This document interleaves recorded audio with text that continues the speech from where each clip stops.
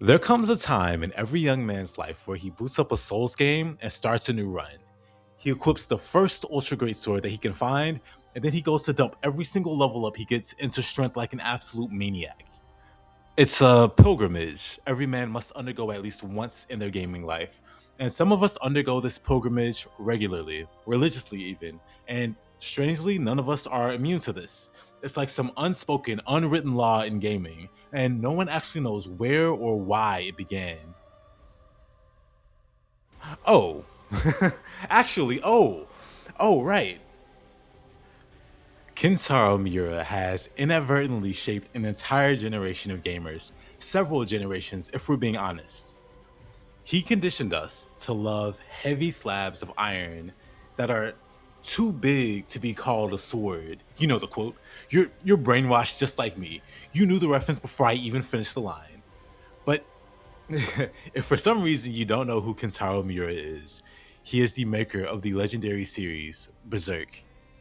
And through his influence, Guts builds have been a mainstay in gaming vernacular for nearly 2 decades. At least.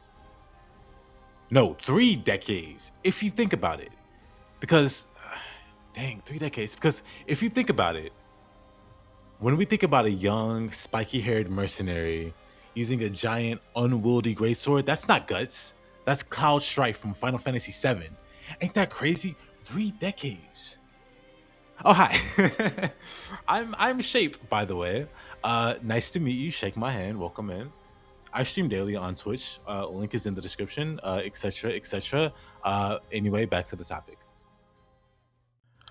Great swords.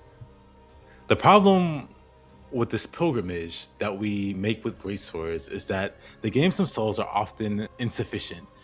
I mean, they're not bad, but they do often miss the mark on the actual fantasy of wielding these giant weapons. For example, Dark Souls 1, Artorias of the Abyss DLC was a masterpiece, but it had one major flaw. It had Artorias in it, and we could literally never be a fraction of the Giga Chad that man was. We got his sword, but we didn't get the sauce. And that's the problem. A lot of games feature great swords, but almost every single one of them falls into the same trap. They make you slow.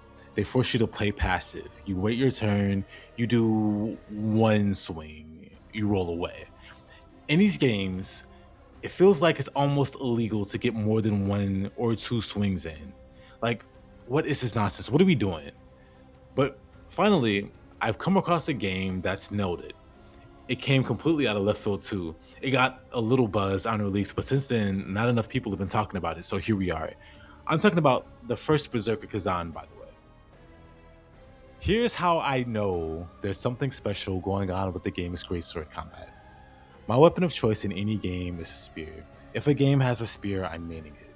And Kazan actually has a pretty great spear, but do you know what weapon I spent the vast majority of my playthrough using? I mean, the answer's in the title, brother. The Greatsword. Come on. There are a lot of mediocre Souls clones out there, but Kazan is not one of them. And on top of that, it happens to fit the exact image of what Berserk gameplay should actually feel like. Some of the animations feel like they're just straight up pulled from the manga's panels. The setting is perfect, the tone is perfect, sure, the protagonist isn't a one-to-one clone of Guts. A long-haired, blonde dude isn't exactly the Black Swordsman, I know, but the vibes are there and they are immaculate. Kazan is a man locked in an endless struggle, driven entirely by a quest for revenge, swinging a weapon that looks like it weighs 500 pounds. But unlike other games, Kazan actually knows how to swing it. I touched on it a moment ago, but a lot of greatsword gameplay in this genre can indeed be described as turn-based. You wait out the enemy's attacks and then maybe you're allowed to swing. Maybe. But Kazan throws away that kind of convention and allows for more pure, unfiltered aggression at any moment. You're always in control and it's always your turn if you're playing correctly. The sheer scale of violence that you're capable of with this weapon in Kazan is far greater than its peers. Let me see if I can break down why. If we talk about just the base mechanics in the game, Kazan has perfect dodges and perfect blocking for all of its weapons. If you time your defensive maneuvers, you get a nice payoff, is all that means. On top of that, though, there's a mechanic called Reflection, which can genuinely parry any enemy in the game, stopping them cold in their tracks, bosses included. And that's amazing.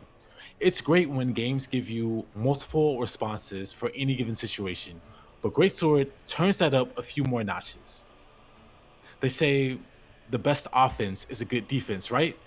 Right? Or is it a good defense is the best offense? I don't know. I'm not good with quotes, but when I'm holding a Greatsword in Kazan, the answer is yes. The actual question at that point does not matter. You have a mechanic called Ghost Arm, right? Whenever you pull back your sword to charge up and dunk on an enemy, you can cancel that charge at any time directly into a block. If you catch an enemy with it, it becomes a stronger variation of the perfect block. You get a damage bonus, you completely negate all the damage and status buildup, and depending on your gear setup, you get even more bonuses on top of that. Then there's the counter attack skill line for Greatsword, which is literally you swatting away the enemy attacks like flies. That is cool on its own, but its final node is an animation cancel. This means you can cancel certain skills immediately into a counterattack. You don't have to passively wait around for the boss to finish their combo or be worried they're gonna start up a new combo with these tools in your arsenal. You just let your sword fly and roll with whatever punches come your way. That's what I mean when I say, when you have a greatsword in Kazan, the answer is yes. And I know I might make it sound easy, but it is absolutely not.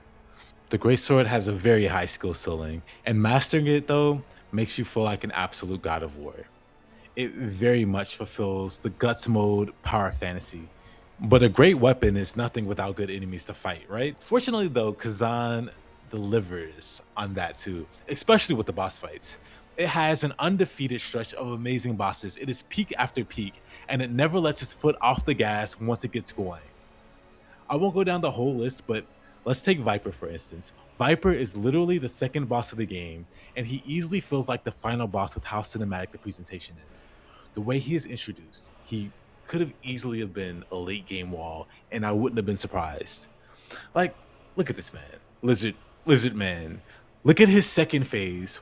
Why does the second boss have such a dramatic second phase? Look at his eyes glowing as he hops around the arena like a total menace out for blood. And it doesn't stop there. The entire boss roster is nothing but instant classics.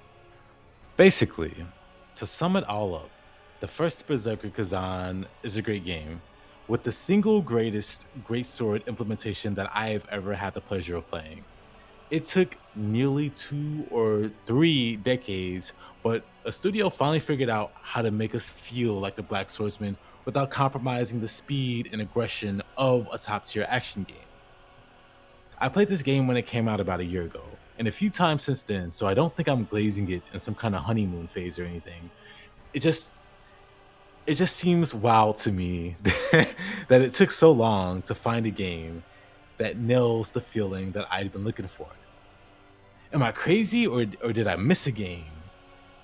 If you think there's a game out there with better greatsword gameplay, drop it in the comments. I'm very eager to know. I challenge you. Give me a name, I'll check it out. Maybe I'll stream it on Twitch. Link in the description. Maybe I'll make a clickbaity video about it, talking about it. Until then, the crown belongs to Kazan. And yeah, that's about it. I played Kazan recently, so I wanted to yap about it a bit. Let me know what you thought about the video. It's been a while since I posted something that wasn't about Nioh. But anyway, thanks for watching. Love you. Peace.